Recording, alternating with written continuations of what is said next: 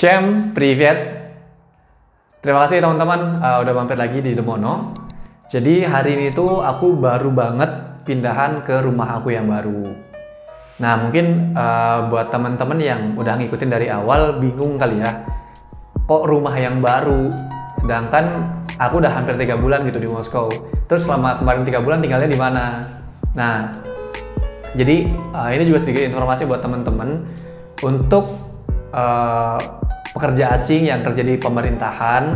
Itu tuh kita dapat kesempatan untuk tinggal di rumah yang dikelola sama pemerintah Rusia, atau di sini disebutnya UPDK. Nah sebenarnya UPDK ini nggak cuma ngurusin rumah aja sih. Jadi UPDK tuh kayak bisa, kalau di kita mungkin BUMN-nya gitulah. Nah UPDK ini ngurusin juga kayak perkantoran, terus rumah sakit dan lain-lain yang memang sebenarnya spesialitinya tuh untuk orang asing yang kerja di Rusia. Tapi UPDK juga sebenarnya saat ini udah bisa digunakan atau udah bisa ditinggali sama orang-orang Rusianya sendiri. Jadi kayak ya ada orang Rusianya, tapi juga kebanyakan untuk rumah-rumah UPDK itu yang tinggal ya orang-orang luar Rusia yang kerja di Rusia, di pemerintahan Rusia lebih tepatnya. Nah, untuk dapat rumah UPDK itu tuh prosesnya agak lumayan panjang. Ini aja aku yang dapat sekitar 3 bulan itu dianggapnya cepat dibanding teman-teman yang lain. Karena kalau misalnya teman-teman yang sebelumnya itu tuh bisa sampai bulanan bahkan tahunan. Kayak misalkan yang sebelum aku itu bisa 5 bulan, 6 bulan, bahkan ada yang sampai 2 tahun tinggal bersama teman KBRI dulu gitu, misalkan teman lokal staff yang lain atau misalkan teman home staff yang mungkin belum punya keluarga, itu tinggal sama mereka dulu sampai dia dapat rumah UPDK sendiri. Sebenarnya yang ngebuat lama itu karena kita dianjurkan untuk tidak terlalu jauh dari kantor, jadi nggak usah jauh-jauh banget gitu. Nah kantor itu ada di antara ring 1 dan ring 2. Ring 1 sih, ada di ring 1. Oh ya, buat teman-teman juga di Moskow ini, informasi buat teman-teman, di Moskow ini ada dibagi menjadi 3 ring. Jadi ada ring 1, ring 2, sama ring 3. Makin jauh ringnya, kayak ring 3 itu makin jauh lokasinya. Nah tapi ya itu, makin jauh, makin murah, makin bagus. Kalau misalkan yang mau di ring 1 ya mahal, pun kalau misalkan mau yang murah itu ya nggak terlalu bagus gitu. Nah untuk yang kerja di KBRI disarankan untuk nggak terlalu jauh dari kantor, supaya kalau misalkan ada apa-apa itu tuh bisa dibantu dengan mudah. Nah ini aku dapetnya juga di antara ring 1 ring 2, jadi nggak terlalu jauh. Terus kalau misalkan mungkin dari teman-teman ada yang bingung, emang di sana cuma bisa yang pemerintah? Enggak kok, sebenarnya kita juga bisa kalau misalkan mau pakai swasta. Ada beberapa orang juga di KBRI yang pakainya swasta. Nah tapi ini nih, kalau pakai swasta itu biasanya ada deposit. Jadi pertama kita masuk itu harus pakai deposit, dan depositnya itu satu kali biaya per bulan. Jadi kalau misalnya harganya anggaplah 35.000 atau 40.000 deh ya, 40.000 rubel. Nah pertama kita masuk itu kita harus bayar deposit juga 1 bulan. Jadi bulan pertama kita masuk itu kita bayarnya 80.000 rubel, kira-kira kayak gitu. Belum lagi tagihan-tagihan yang lain. Jadi sebenarnya agak berat kalau misalkan pakai yang swasta. Tapi enaknya swasta itu biasanya udah furnish, jadi udah ada barang-barang yang di situ gitu, kayak kulkas, mesin cuci dan lain-lain. Nah, kalau misalnya rumah yang saat ini aku tinggalin itu tuh kosongan, jadi cuma ada kompor, terus wastafel buat cuci-cuci, AC, udah sisanya kosong. Sisanya kayak kulkas dan lain-lain itu aku tadi bawa sendiri. Ya ada yang dapat longsuran dari senior-senior LS yang lain, ada yang memang aku kemarin sempat beli beberapa barang. Nah, terus kalau misalnya UPDK juga, itu tuh kita nggak pakai deposit. Jadi kayak karena memang urusannya sama pemerintah kan, pemerintah sama pemerintah. Di sini berarti pemerintah Rusia UPDK sama pemerintah Indonesia melalui KBRI gitu yang melakukan kontraknya. Jadi tidak diperlukan deposit. Secara keuangan lebih aman gitu kalau misalkan tinggal di UPDK. Apalagi ya kira-kira? Sebenarnya UPDK juga ada ya sih yang furnish, tapi ya makin furnish makin mahal. Udah sih, itu aja mungkin informasi terkait rumah baru, terkait UPDK. Mendingan kita langsung aja lihat isinya apa aja sih di UPDK rumahnya.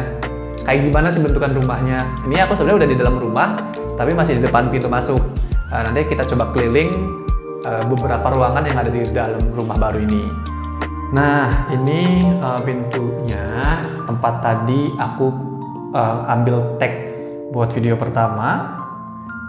Kalau misalkan kita gerak sedikit ke sini, ini kita akan nemu 4 pintu.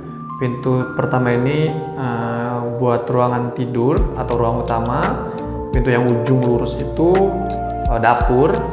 Setelah dapur itu ada toilet dan ini ada kamar mandi. Nah, kita langsung lihat aja ya, kayak gimana sih bentukan rumah UPDK Rusia. Oke, nah ini mari kita buka yang kamar mandi dulu. Yes, ini ya. Jadi kamar mandinya tuh ada apa ya? Bathtubnya, karena kebanyakan rumah di sini tuh ada bathtubnya gitu. Langsung atasnya ada shower, terus ada wastafel juga, dan yang terakhir itu ini ada pipa penghangat gitu. Jadi kadang kalau misalkan musim dingin itu kan dingin banget, jadi perlu ada penghangat di ruangannya. Dah. Itu untuk kamar mandinya. Nah, kita lanjut ke ruangan selanjutnya. Ruangan selanjutnya itu di sebelahnya persis ada toilet. Kita lihat toiletnya. Jadi kayak toiletnya itu cuma satu petak doang. Jadi cuma buat buang hajat. Habis itu ya udah gitu. Oh ya, di Rusia juga, rata-rata di Rusia itu tuh nggak ada selang buat ceboknya. Jadi kalau misalkan teman-teman yang terbiasa di Indonesia itu kan ada selang ceboknya. Nah, itu nanti kita pasang lagi, minta dipasangin lagi ke pihak UPDK-nya. Karena di Rusia itu rata-rata mereka menggunakan toilet tisu atau tisu toilet. Oke. Habis dari toilet, kita lanjut ke kamar yang ini. Ini dapur atau sekalian ruang makan. Nah, ini sebenarnya udah ada beberapa barang aku ya yang tadi aku bawa. Nah, yang dari UPDK-nya itu sebenarnya hanya ini, kompor. Kompornya ini kompor listrik ya teman-teman. Jadi selain ada kompor, di bawahnya juga itu ada oven. Jadi kalau misalkan mau manggang-manggang, itu bisa di sini. Ini juga ada pengaturnya, ada 6. Di atas itu ada 4 kan, jadi 4 itu untuk kompor, yang 2 di tengah ini itu untuk oven yang di bawah. Nah, ini kulkas mah dari temen dari senior LS, jadi kulkas lungsuran. Ya, jadi di setiap ruangan di sini di Rusia itu tuh ada kayak gini ya, ada penghangat yang putih. Jadi kayak yang tadi di toilet sebenarnya fungsinya untuk menghangatkan ruangan, karena kadang-kadang pas winter itu dingin banget. Dan sisanya yang terakhir ini wastafelnya. Terus nanti kalau misalkan kita mau pasang mesin cuci gitu-gitu, itu nyambungnya ke sini untuk saluran pembuangan airnya. Gitu. Kalau untuk di dapurnya. Nah, dapurnya udah. Kita lanjut ke ruangan tidurnya, ruangan utamanya.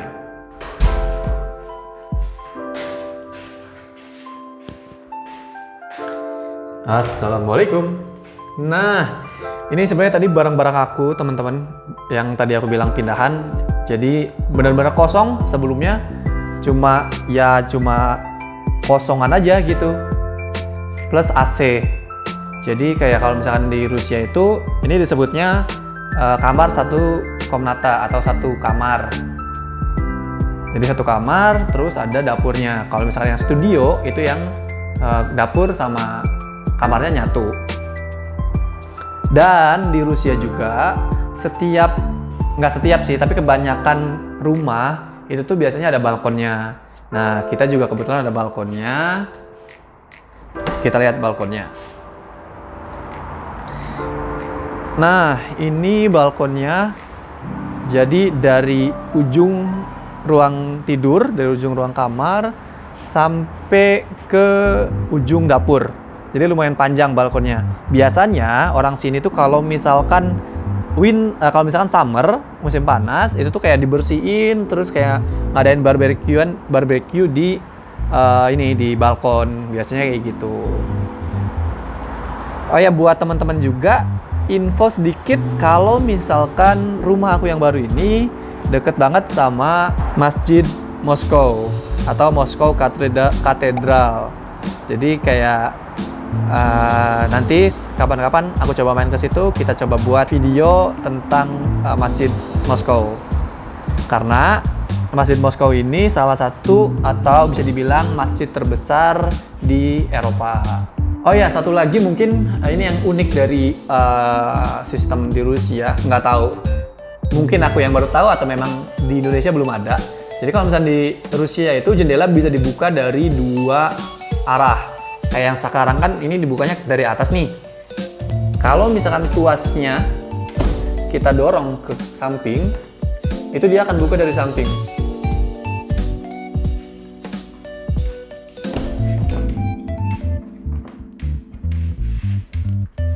Wah, macet guys.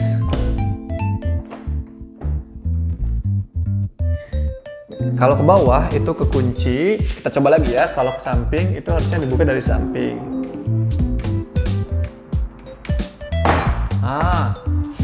Kalau ke samping itu dia dibuka dari samping kayak gini. Nah, kalau misalkan kita tuasnya arahin ke atas, ini dia bukanya bagian atas. Jadi kayak kita bisa milih seberapa besar sirkulasi udara yang mau kita pakai gitu. Nah, udah teman-teman, itu aja sebenarnya tur ruangannya. Sekarang nih aku mau coba beres-beresin dulu barang-barang yang udah ada di sini, yang udah terbengkalai. Nanti kita lanjut lagi kalau misalnya udah agak rapi. Thank you teman-teman.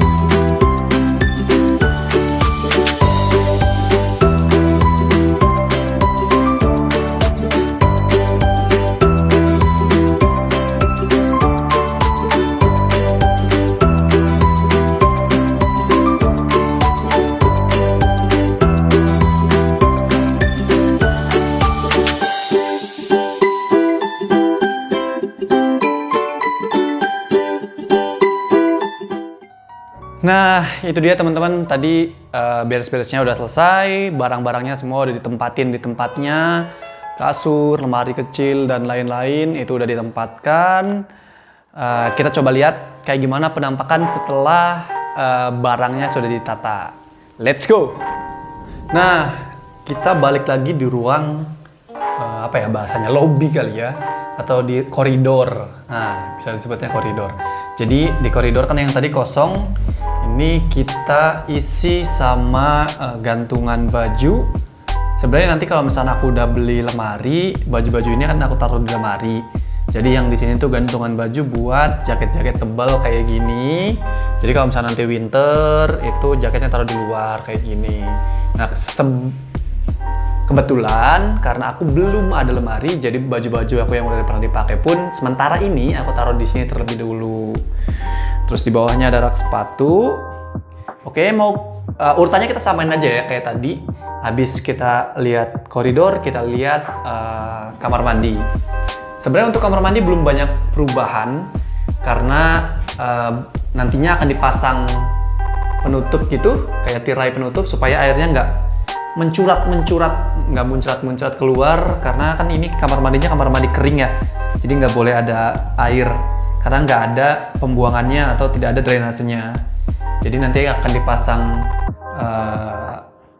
tirai ditutup kalau pas mandi supaya airnya nggak keluar. Sisanya sama, cuma itu ada beberapa cuci muka sama sikat gigi di sana yang udah diplot. Selanjutnya ke toilet juga sama, tidak ada perubahan. Toilet tidak ada perubahan sama sekali, belum ada perubahan karena belum dipasang selang, mungkin selang untuk cebok lah ya. Setelah untuk cebok atau membersihkannya nanti minta dipasangin oleh pihak UPDK-nya. Oke, karena tidak ada perubahan, kita lanjut ke dapur. Nah, di dapur, nah ini dia. Tadi kan yang dari UPDK cuma ini sama kompor. Jadi ya ini tadi udah ada juga sih. Untuk kulkasnya memang dari hibahan. Terus ini yang tadi belum ditaruh, ini kita taruh. Meja buat rice cooker nanti di sini. Belum beli rice cookernya, tapi nanti akan taruh rice cooker di situ. Itu pemanas air. Di atasnya kita taruh bumbu-bumbu, beras, kopi, teh dan lain-lain di atas. Nah, paling bawah kita taruh kayak minyak, terus beberapa peralatan dapur, piring dan lain-lain. Sebenarnya nantinya itu akan kita pindahkan ke daerah sini yang masih kosong. Jadi yang masih kosong nanti ini buat meja lagi. Nanti di atasnya mungkin kita bisa taruh rak piring supaya piringnya bisa disusun di atasnya. Nah, yang kosong bagian sini ini nanti akan ditaruh mesin cuci. Jadi nanti nyucinya akan di daerah sini. Nah, untuk di daerah sini nantinya yang ada kursinya ini nantinya akan dipasang meja makan. Jadi kalau misalnya untuk makannya nanti di dapur di sini. Oke, dapur juga tidak terlalu banyak perubahan. Mari kita masuk ke ruang utama atau ruang tidur. Yaps, ini dia. Jadi di ruang tidurnya itu nanti kasurnya di sini. Ini baju kotor dan beberapa barang lainnya yang belum ada tempatnya. Jadi aku taruh di goodie bag dulu. Nah, nanti rencananya di yang sini, di area sini akan taruh meja untuk kerja. Jadi meja kerjanya nanti di sini. Nah, nanti kursi ini menghadapnya ke sana. Nah, di belakangnya sama. Di belakangnya nanti ada itu tab di situ buat nyetrika nanti di situ. Di atasnya juga ada lukisan. Dan beberapa barang aku taruh di pojok sana. Oke, selanjutnya ini kasurnya.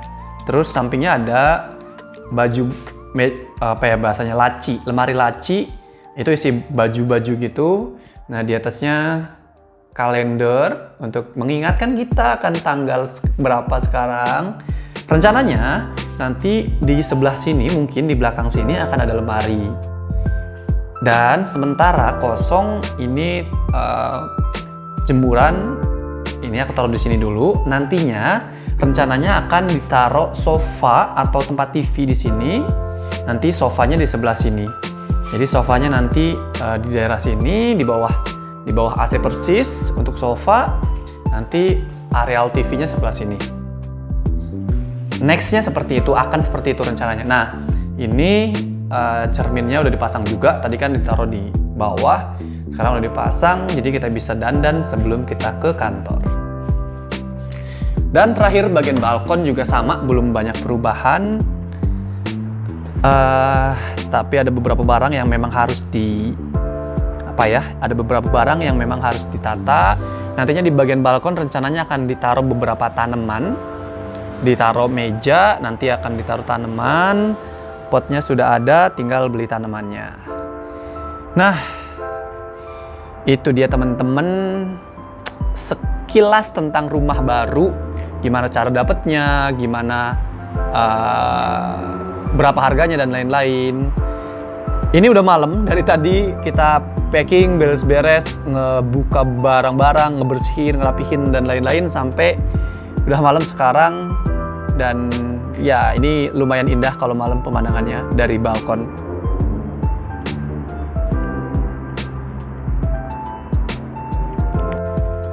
Ya teman-teman, itu dia tadi video tentang rumah baru di Moskow. Oh ya, mungkin untuk harganya tadi belum aku sempat sebutin ya. Ini nggak bisa dijadiin patokan sebenarnya. Kayak yang pertama aku bilang di awal video, makin dekat ringnya, makin mahal, makin jauh ringnya atau makin jauh daerahnya di ring 3, itu makin murah.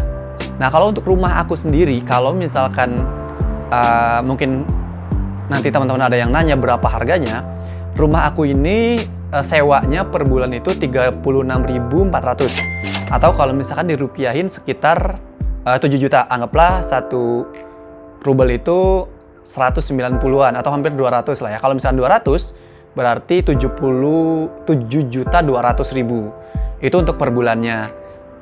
Belum lagi nanti kayak ada biaya listrik sama biaya internet, itu biasanya sekitar nggak sampai 1.000 sih. Listrik sama internet itu nggak sampai 1.000 sebulannya. Jadi sekitar 7 juta sampai 7.500.000 untuk rumah yang ini. Karena listrik di sini tuh pakai nuklir, jadi kayak semua kayak kompor tadi kan kompor listrik, terus kalau misalnya kita pakai kulkas, mesin cuci dan lain-lain itu listriknya nggak akan mahal, apalagi kalau misalnya kita tinggal sendiri. Itu kayak tadi yang aku bilang paling cuma 1.000-an. Oke, teman-teman, karena udah malam juga, aku mau istirahat, bersih-bersih, terus makan. Jadi terima kasih buat teman-teman yang udah nonton. Jangan lupa like videonya, komen kalau misalnya teman-teman ada saran untuk membangun Demono lebih baik lagi, share ke teman-teman yang lain supaya teman-teman yang lain juga nonton. Terima kasih teman-teman, sampai jumpa. Paka-paka.